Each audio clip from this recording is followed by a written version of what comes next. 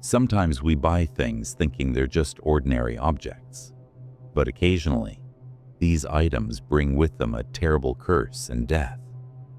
I had only bought an old mirror. What wrong had I done? I paid money for it fair and square. It was just what seemed like an ordinary mirror. But from the day that mirror was hung on the wall of my apartment, our lives changed completely. I didn't know that the mirror didn't just reflect my image.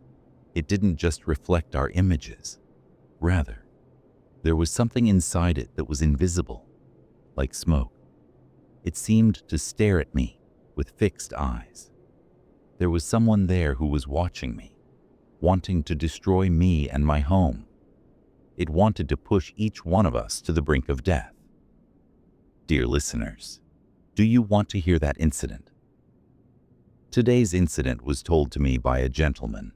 I'm presenting the story exactly as it was told to me. I apologize for any unintentional errors. The story is being told by Ryan Mitchell. I still remember that time. The time I'm talking about. I had bought an apartment, and my wife was decorating it little by little. After buying property, people generally don't have the budget to buy everything new. Our situation was the same. We had bought some essential things like the bed and some other items. But for furniture and some other things, we thought we'd buy secondhand. With that purpose in mind, we journeyed to a remote village deep within a small country in South Asia. There, we found a mirror in a royal antique style that we really liked. It was dark matte brown in color, with the kind of intricate, ornate carvings you'd see in an ancient imperial palace.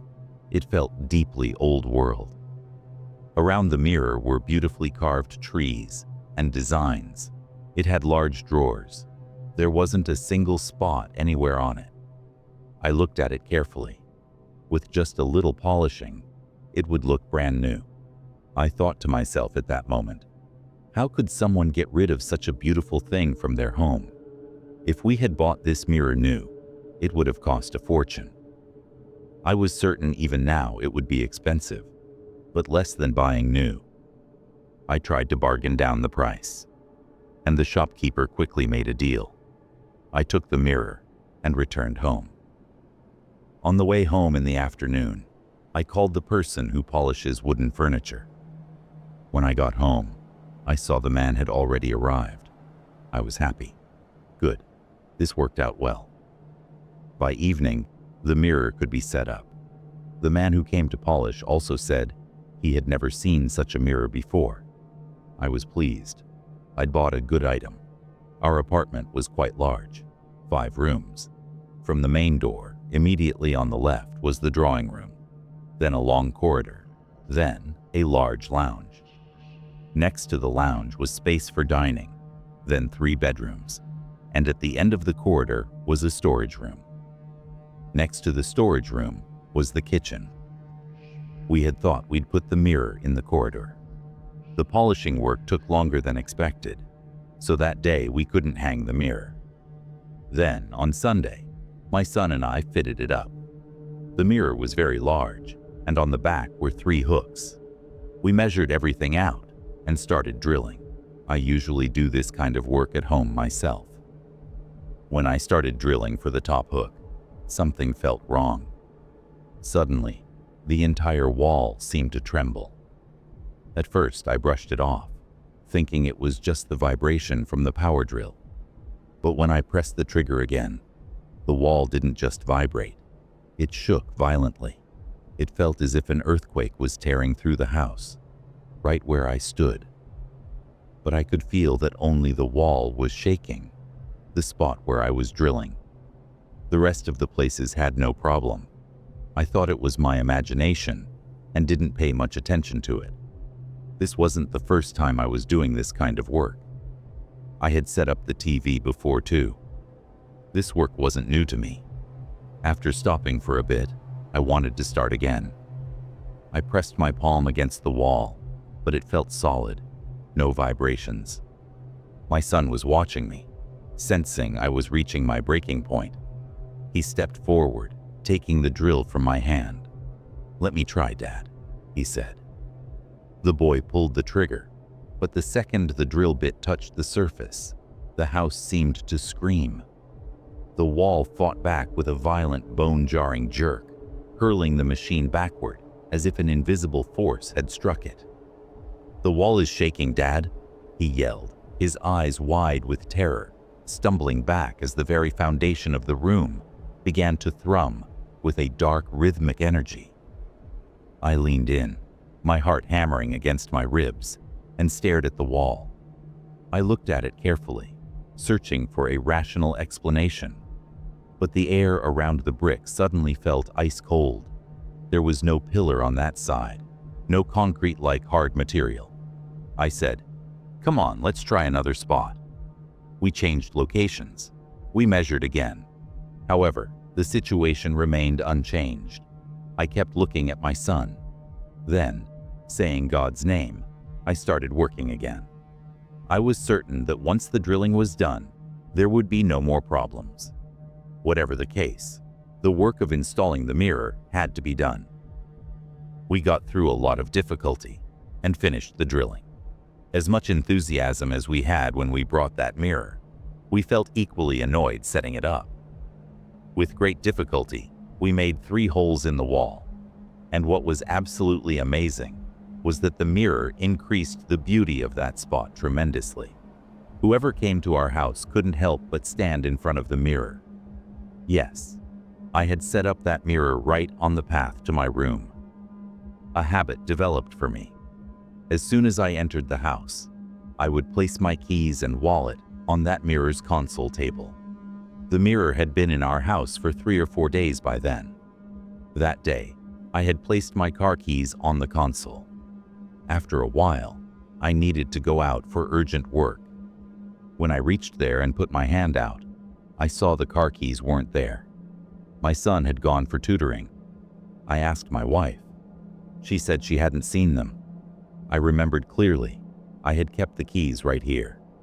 I looked everywhere. I couldn't understand what would happen. I was thinking that keys can't just disappear suddenly like this. This was truly very surprising for me. Still, I kept searching. They weren't found. There was another key at home. That was found. I was thinking that keys can't just disappear suddenly like this. Our house was usually quiet. There were just the 3 of us. My son was always busy, college in the mornings and prep classes in the evenings, while I spent my days at the office. I had a habit of leaving for work early in the morning, often before the sun was even up. I had brought the wallet from the office in the evening and kept it right here. After a while, when I was about to go out, I went to look for the wallet, but I couldn't find it anymore. There wasn't much money in that wallet.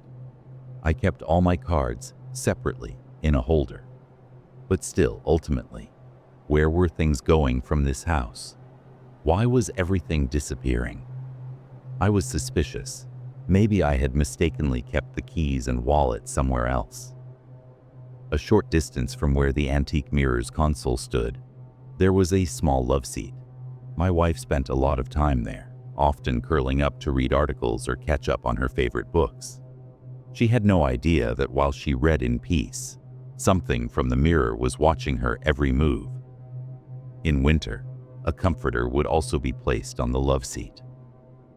That evening, before going to the room, my wife was lying on the love seat, wrapped in the comforter, reading articles.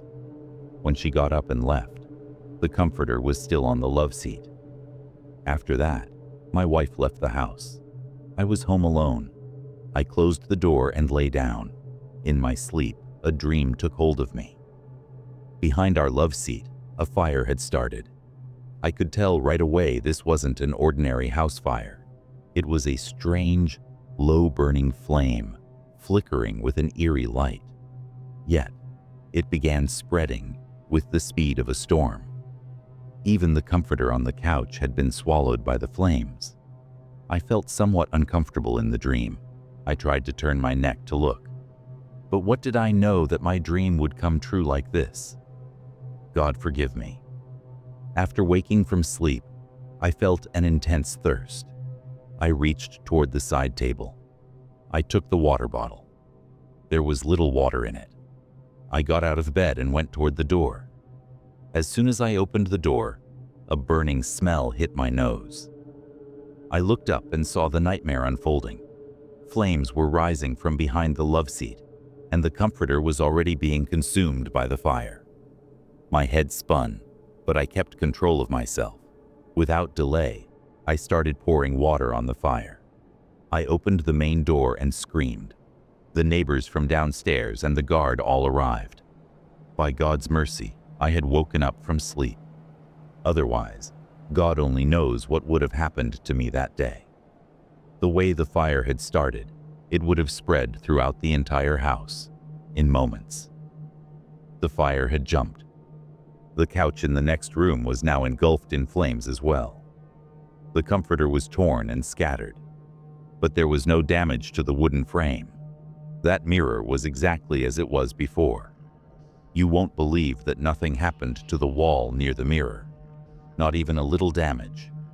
We were all quite frightened, and those who came to express their sympathy for our situation all said, "Brother, it's truly amazing. The wall didn't catch fire at all, not even a mark." Meanwhile, I was grateful to God that He had saved me. We were most surprised, thinking that it was a wooden thing, and it was so close, yet no fire would catch there.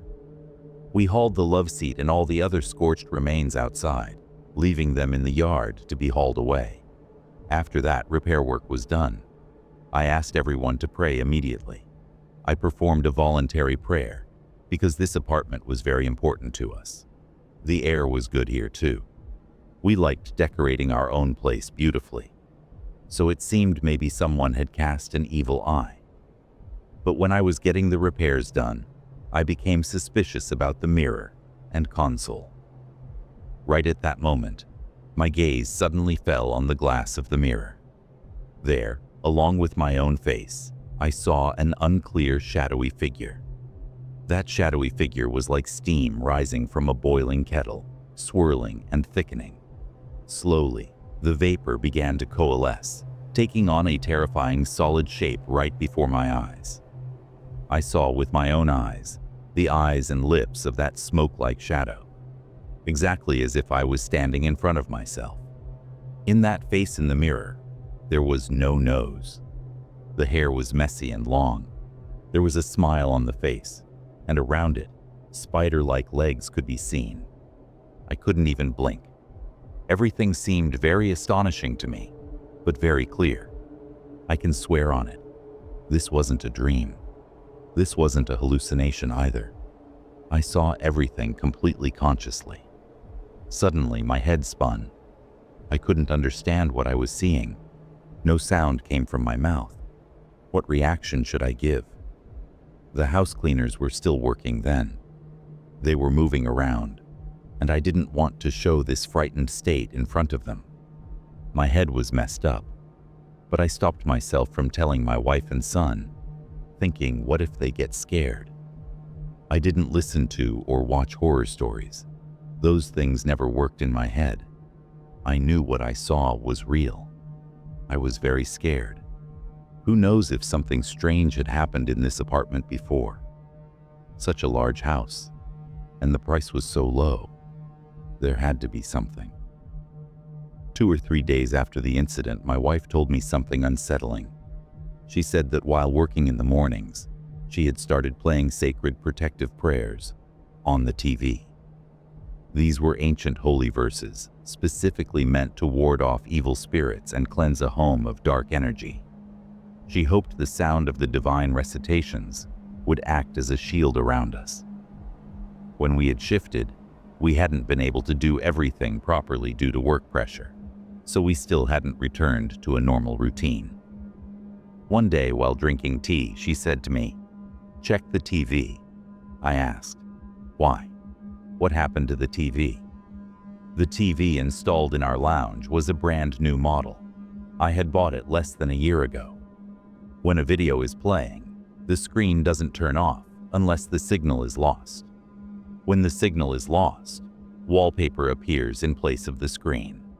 But there's no static or noise like on old televisions. My wife told me, "This morning I pulled up YouTube on the TV to play those sacred protective prayers." I set the remote down and went to the kitchen to start working. Suddenly, a deafening blast of noise erupted. I turned around to see the screen covered in grainy static, that flickering gray snow. I checked the connection, and everything was fine. But here's the terrifying part. Any other video played perfectly. However, the moment I tried to play the holy recitations, the TV would glitch out and shut off. It was as if something in this house was refusing to let those prayers be heard. I said, "Stop using the TV for a few days. Let's see what can be done." My wife said, "That's not a solution." I said, "That's the only solution that seems reasonable to me right now." A few days later, I noticed something that was truly very strange. One day my wife told me that even though her mobile was on silent, the ringtone was playing. I picked up my mobile and checked. My mobile had the same problem. Gradually, suspicion arose. We took our mobiles and left the apartment. As soon as we came outside the apartment, everything became normal. My cell service had been working perfectly fine outside, but the second we stepped back into the apartment, my phone lost its signal again. It was as if a dead zone had swallowed the room. I stepped back out, and the bars returned instantly. We went back inside, and once more, 0 bars. Something inside those walls was blocking more than just the light. It was cutting us off from the outside world. Then one day, I was at the office. My wife had to go out for work. She closed the gate and left. 2 or 3 hours later, when she returned home, our driver was also with her, carrying some shopping bags. My wife entered the house. She didn't feel anything unusual. The driver had entered the house behind her. He put the bags near the door and wanted to exit through the back door. Right then, my wife reached toward the switch to turn on the light. The driver suddenly screamed, "Ma'am, don't touch the switch." My wife immediately came outside and started questioning the driver, very annoyed at his behavior. Then the driver shouted, "Ma'am, don't you smell it? The house is filled with gas." How did my entire house fill with gas, and my wife didn't smell anything at all? How is this possible? These things kept me in complete shock. But ultimately, what had happened?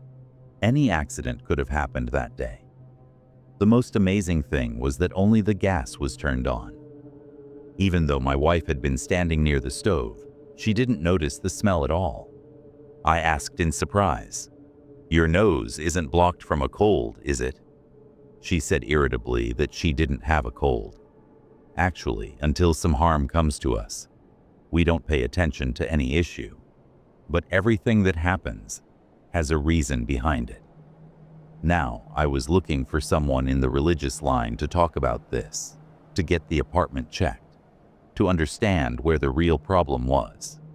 I myself had seen smoke rising inside the mirror 3 times. I had seen that smoke take human form. As far as I remember, that shadow's human form was like a person from a very ancient era, and the figure could be seen from hair to neck.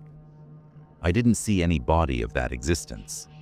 No one else saw anything near the console or wood. And except for this place, we didn't feel anything anywhere else in the entire house. I mean, smoke was rising from the wooden thing or near the mirror. This smoke was coming out of the mirror's frame and dissolving into the air. It seemed to me that whatever was there wasn't separate from the mirror. But I didn't want to do anything on my own either. Doing something might have the opposite effect. Meanwhile, the spiritual healer wasn't in the country, so there was no choice but to wait. About a week later, the healer returned to the country, and as soon as he returned, he gave me time. I took him to show him my apartment. Believe me, I didn't tell him anything about this smoke or that mirror. He entered the house and walked straight ahead. After being quiet for a while, he looked at the mirror carefully. One by one, he opened the drawers and checked them. Then he said, "Where did you get this from?" "I bought it thrifted," I stammered. "Get this out of the room, right now," he barked. "Wait. First, get a heavy sheet. Cover the mirror completely.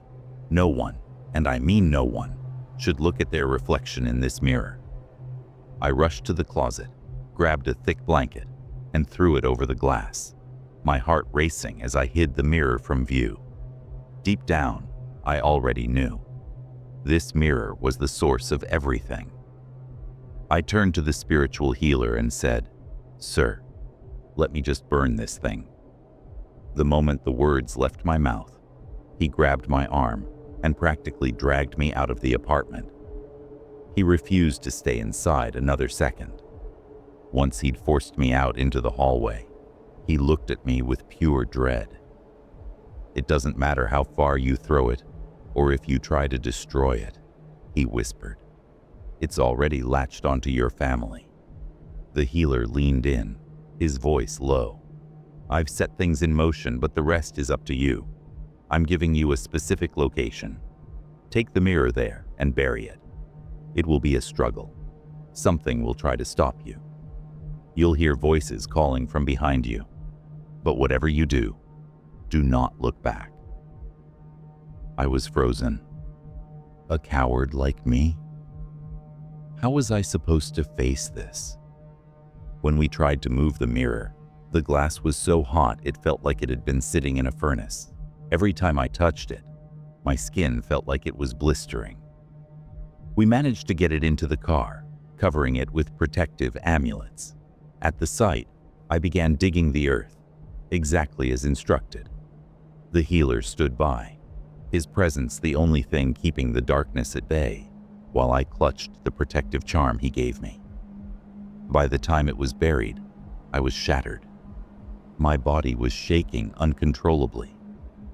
When I finally got home, I collapsed onto the bed, paralyzed by exhaustion. The healer didn't stop there. He placed seals of protection around every entrance of our apartment and stayed with us for 3 days. For those 72 hours, the sound of holy recitations filled every corner of our home, fighting back the shadows. The healer's voice was grim as he explained the mirror's history. "This wasn't just glass," he said. "It came from a house where it was used for black magic. Even before that, it served as a gateway, a portal used to summon ancient, dark entities. It is a bridge between our world and the realm of demons." He looked at me intently. "That's why the elders used to warn us. In the old days, mirrors were treated with caution. You wouldn't find them hanging in every room like they are now. The people who owned this before you likely realized the horror they had unleashed and threw it out to save themselves, hoping it would become someone else's curse." Everything clicked. The black smoke I had seen, the sudden fires, it was all real. These entities had been dormant until the mirror entered our home, and their only purpose was to dismantle our lives and destroy our family. "They tried to break you," the healer continued, "but you were protected.